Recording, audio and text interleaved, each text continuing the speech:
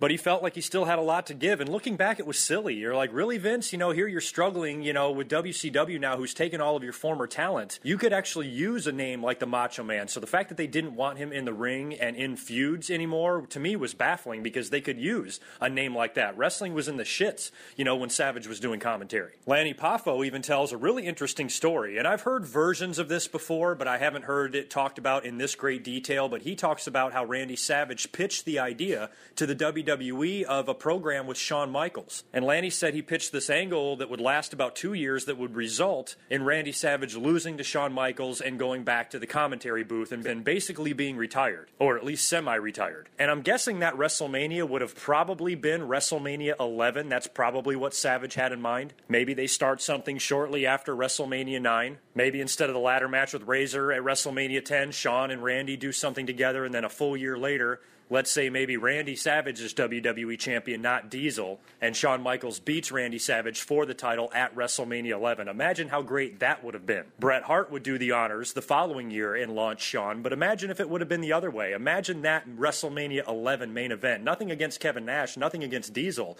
but I would have much preferred to see Randy Savage versus Shawn Michaels for the WWE title than Shawn Michaels versus Diesel. I'll tell you that. That would have been a great culmination to the feud. But the WWE, surprisingly enough, shot everything down. They did not want Randy Savage to be in the ring as much, basically not being in the ring at all, because they were really going with this new generation. It was Bret Hart, it was Shawn Michaels, Diesel, Razor Ramon, Undertaker. It was this whole new breed of guys. But Savage, he was only in his early 40s. You think about guys who WWE has put the belt on in later years. Savage seems young. In comparison to that, they put the belt back on Hogan when he was like fucking 50. So to me, it was a silly reason, and I think Savage was not nearly too old to wrestle, because he was a hell of an athlete, and he could have wrestled well into his 40s, and it's a shame that it all worked out that way. But Savage finally gave WCW a call and ended up going down south.